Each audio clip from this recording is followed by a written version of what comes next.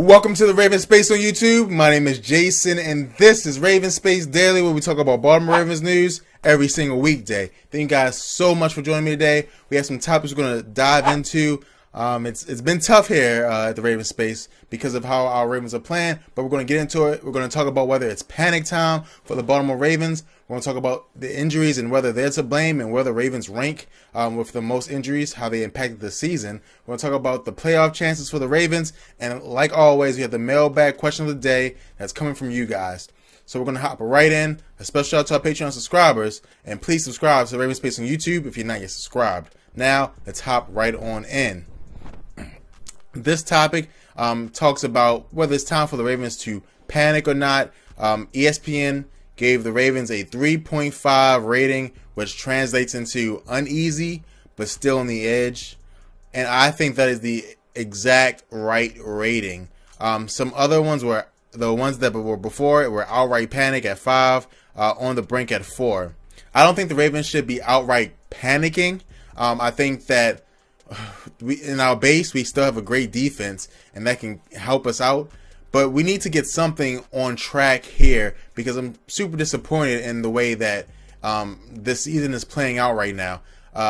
So I think the Ravens are too. They understand that their offense is not good, but they don't want to see receivers drop the ball, right? Harbaugh said today, catching is a prerequisite. That's your job, right?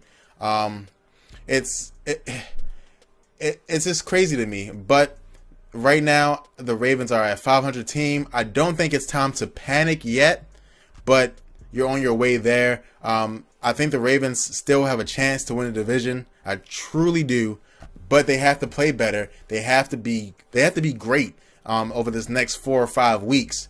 If they can do that, then maybe they have a chance. They get to the bye week, they strategize, reset, and then they go back at it. I do not think yet it's time to panic. However, I do think we're close. We're very, very close. You guys let me know in the comments below. Do you think it's panic time for the Ravens?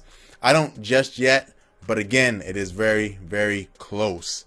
We're going to move on to the second topic of the day, and it talks about injuries.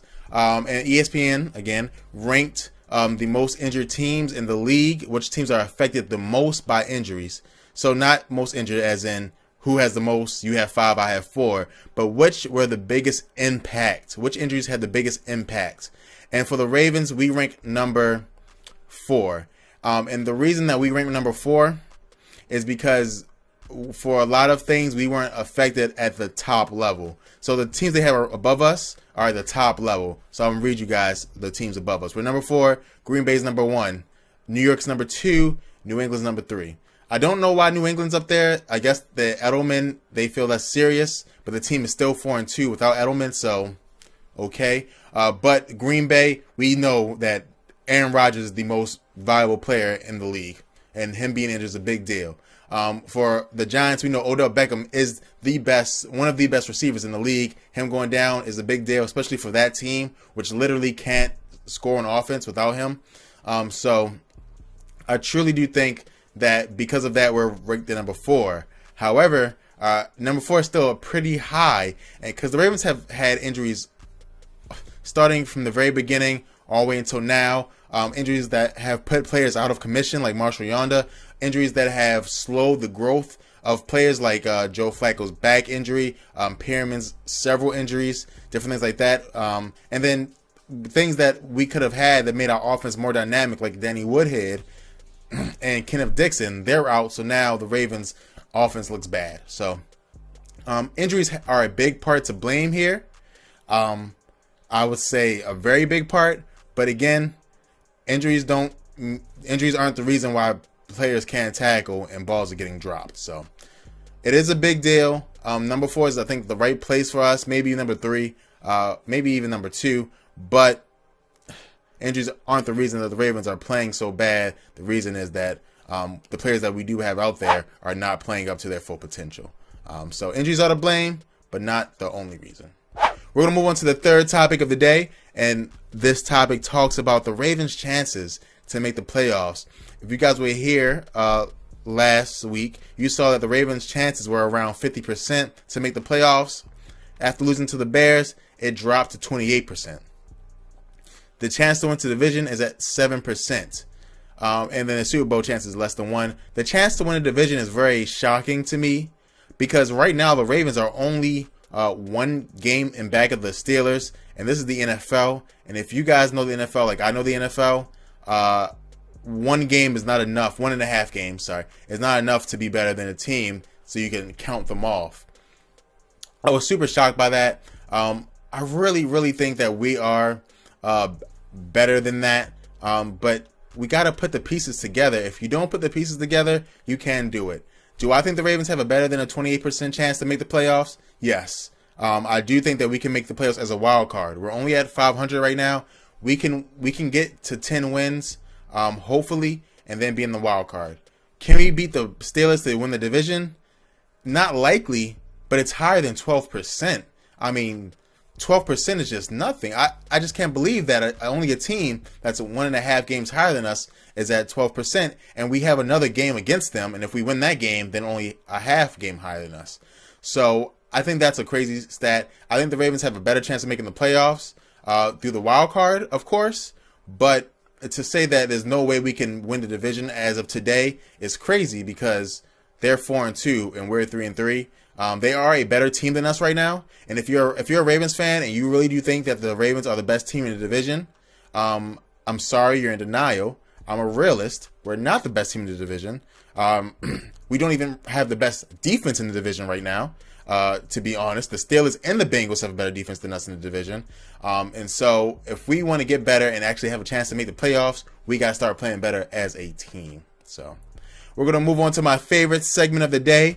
And is the mailbag question from you guys. You can send your question in to mailbag@theravenspace.com. You can also send it in the comments below in this video. And this question comes from Kaysen. And Kaysen asks, with a lot of cap room available next season, do you see the Ravens targeting a big-time receiver, or will we draft an offensive weapon? Thank you so much for your question, Kaysen. And your question intrigued me because I'm thinking, hey, the Ravens had some success in free agency. Can we get a receiver on board that's going to help us mature and grow into what we really do want to be? So I looked at which players are that in free agency. Which players are going to help us go to that next level? There are no receivers I want the Ravens to get in free agency. Free agency is what makes players overpaid, right? I do not want these receivers. I'll read them to you, and you guys let me know should the Ravens get these receivers and spend top dollar, which they're going to have to do. The first receiver is Larry Fitzgerald. Larry Fitzgerald's a great receiver. Larry Fitzgerald's very old, and to be honest, he may even retire if the Cardinals don't redo his contract. So I don't even see Larry Fitzgerald ever playing for anybody else. But he's the best receiver on this list. Next receiver, Terrell Pryor Sr. Big receiver. Is struggling in Washington right now. To be honest, Kirk Cousins is the best player on that team. He's not really helping Kirk a lot, but he is a big body that the Ravens may consider. The next one, Alshon Jeffrey. Again, another big body who is not struggling in Philadelphia, but he's not the best receiver on that team right now. That's Nelson Aguilar. And so to pay him as a number 1 receiver when he's not the best receiver on his team worries me to do that. And then the last one on the list is Sammy Watkins, who can't stand out. He couldn't stand out in Buffalo. He can't stand out in Los Angeles with the Rams. And I don't think with Jeremy Maclin, he'll stand out here either. I don't like those receivers. I don't like those receiver choices. So what I think the Ravens should do is build this offensive line through the offseason. Redo that front line on defense because we saw what it is without Brandon Williams, and don't get like a star, but just get some pieces around Brandon Williams and Michael Pierce, to improve. Maybe even go get an outside linebacker as Terrell Suggs is getting older. You might want to have a veteran in there, and then go get a receiver from the draft.